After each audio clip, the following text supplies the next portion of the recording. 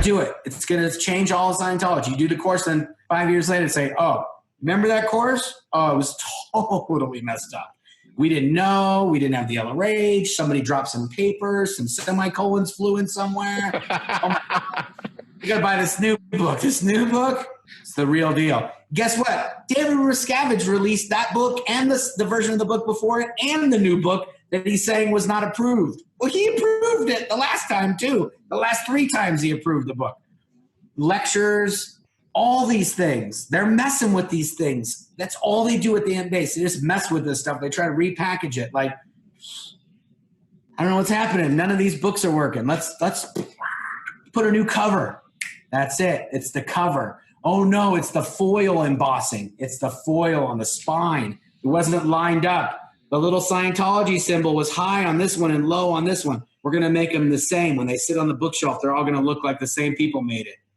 These people, it's telling you, it's all movie magic. The whole place, even the lectures. A lot of people don't know this. When L. Ron Hubbard gave this dude from the 50s, this dude had a tape recorder everywhere he went. Didn't matter. He recorded everything. He was giving a seminar to 7 people. He recorded the goddamn thing. He recorded thousands and thousands and thousands of lectures. And just like those advices, this dude had advices, hundreds, on how to edit the tapes, how to mix the tapes, how to produce the tapes, how to quality control the tapes. It just went on and on and on and on and on and on and on. And those tapes are mixed and edited. I mean, I'd say 95% of those lectures are so mixed that if you played the original and played the final, you'd be like, that's not the same. There's no way it's the same. Really? Oh yeah. His voice is full and boomy and full of bass, and yeah. When he's doing the lecture, he literally sounds like this. That's how he sounds. And that's the other thing. These are a lot of things that are kind of like messing with your head. Like, okay, this L. Ron Hubbard guy, he was a master photographer. He was a master mariner. He was a master writer. He was a master mixer. He was a master recordist. How the fuck did he record the 3,000 of the shittiest recordings that ever saw the light of day?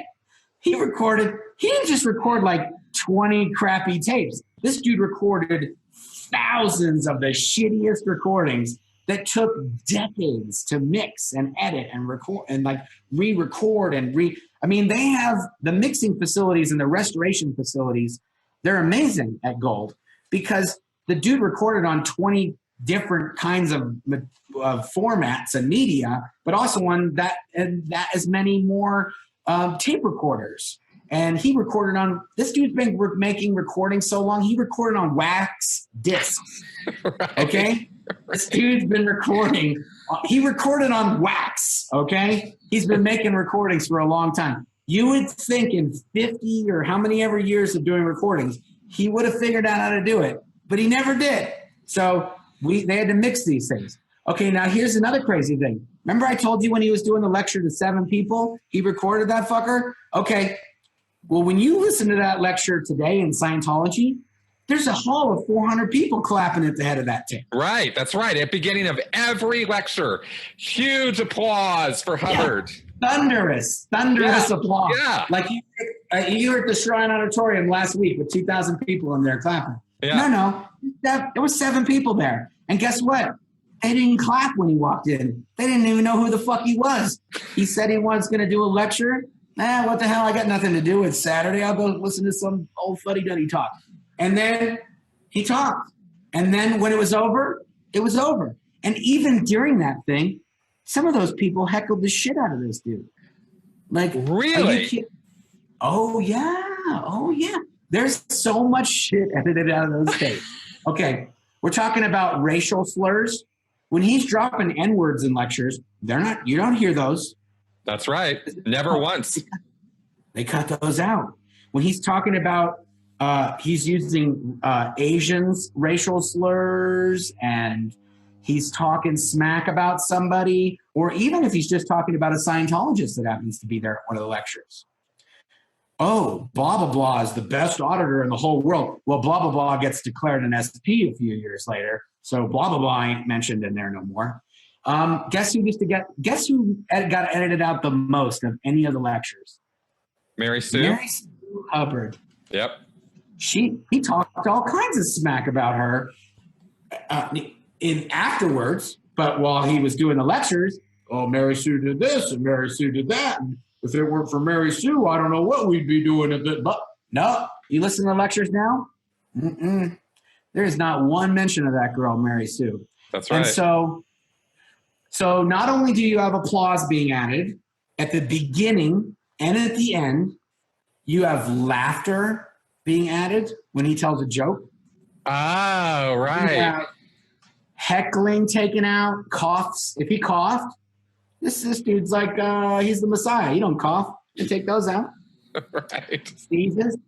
Can't have a sneeze. He ain't got no cold. He's clear. He hasn't had a cold since 1952. No, none of that. They take all that out. So, and then they mix it. So instead of sounding like this, it sounds like this guy that, thank you for listening. You know, he's got this real deep booming voice. No, he doesn't sound like that at all. He doesn't sound like that in any of the lectures. No shit. No shit. I guarantee you, if you guys heard, and this is the craziest part, this is not a secret. Maybe taking out some of the content is, but they had events at the Free Ones where they played the before tape and then the after tape to show how hot shit we were at Gold, how we were restoring. They call it restoration. That's right. No, it's enhancing. It's not we're not restoring it. We're enhancing it. We're not making it what it was. We're making it what we want it to be. Right. And guess what? Dave does that too. Guess who talks like this? Dave does. But when he goes to the event, they make it full and boom. They use the same technology that Hubbard devised for the lectures.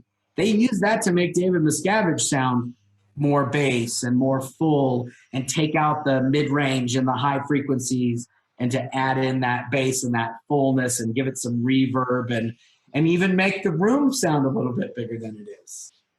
Mm-hmm. Anyway, yeah, I'm telling you, it's movie magic, man. Everything boils down to dressing up the pig, putting the lipstick on it, putting a nice outfit on it, making it look a little, let's shoot it from this angle because it doesn't, if you shoot it sideways, it's a big fat pig, but if we shoot it straight on, it doesn't look so fat. It doesn't look like a pig anymore, Yep. And I don't know if anybody's ever heard any of those lectures the way they used to be, but most of them, there's crackle, it's like, it sounds like he put the recorder, the mic in the bathroom and then went out on stage and recorded. That's how bad it was. And I don't know if there's any events online where they have these before and afters that they've showed, but it's amazing what they can do to make it sound the way it does. And it took decades. I have to comment here because when I was still a staff member in Santa Barbara, somebody told me about a reel-to-reel lecture. Because when I first got in Scientology, they were still doing the reel-to-reels. And this guy who'd been around for a long time told me about this lecture that was not widely available. It still hasn't been made available. Only the transcript of it has. And it's called The Role of Earth. And it's all about a matrix shit and implants and bodies in pawn. And it's wild sci-fi shit. Is that the one where it talks about the World Bank and Smersh and all this other stuff? No, it's more sci-fi stuff. It's more sci-fi stuff, if I remember it right. He might get into that in the lecture, actually, but I'm not 100% sure. But the funny thing to me from what you just said is the guy told me, he said, man, it sounds like L. Ron Hubbard's giving a lecture out of a bathroom, dude. It's really hard to hear, but it's some of the most amazing stuff ever. Well, the transcript wasn't available for years, but I called Bridge and I was like, hey, this is when I'm still kind of a young Scientologist, young guy. I'm a little bit of a smart ass. And I go, I'm looking for this lecture called The Roll of Earth. Has this ever been made? It kind of sounds like Hubbard's giving it out of a bathroom, but I heard it's really good. And they were very much not amused by me saying that, very much not amused, Yeah, well, anyway. That's one of the reasons why the reel-to-reels were banned, because the reel-to-reels, so Hubbard would do a lecture and it would be recorded on a reel-to-reel. And then at St. Hill, they'd be like, well, we got 20 people on course and they all got to listen to this lecture. So we're going to make like 10 copies of it. And then somebody in Ohio says, well, we need that lecture. So they send one of those off to Ohio and says, well, you guys got to make a few copies of it and send us back. So people, it was just making copies. It's just reel-to-reels floating around everywhere. Yep. And it was the copy of a copy of a copy of a copy that sounded like shit when L. Ron Hubbard recorded it. So they had to just say, no more of that. You can only have cassettes. And then cassettes, a similar thing kind of happened with cassettes here and there. They kind of messed around a bit with them. And the ones that were made by Gold at first were total crap. But in the end, when I was there at the property in the early 90s, we were cranking out 50,000 cassettes a week. And those cassettes cost $1 each. Just the tape was $1. Wow. It was TDK metal tape. It was the highest quality tape that you could possibly buy. And one lecture cost $1. Well, they were selling them for $75 each, but we were selling them for $1. And when they came out on CD, the price went up. And that $1 tape went down to about 2.5 cents to produce a lecture. They're still selling them. I think they're selling them right now for $70 a cassette or a CD. But yeah, the cassettes were for a long time. Not only could you only listen to the cassettes, you had to listen to them. If you were in a Scientology organization, you couldn't just put them in a tape recorder. You had to put them in. You had to put them. I remember I made hundreds of these standard tech cassette decks. Yes, with the clear sound. That's right, a Nakamichi, a standard tech cassette deck, Nakamichi CR1A. Yes. And those, I silk screen those little doors, those little clear sound logos onto that little door in there. And we had to modify them so they worked with a foot pedal. Yep. So you can fast forward and rewind. And not only that, you couldn't just have regular headphones. Because if you had regular headphones, it would erase the tape. Because these headphones have magnets in them. So if you put them by the tape, they'd erase the tape. So we had to have these special Stax headphones that we'd make. A Stax headphone with a driver and a cassette deck, those cost $1,000 for the orgs to buy.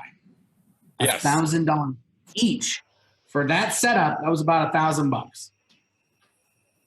Yes. And Gold, I'm going to say Gold paid a few hundred for that setup. That was the markup. And so if you had a new ideal org being set up, you'd need 30, 40 of these things. Because you'd have to have some in the public course rooms, you have to have some in the tech course rooms.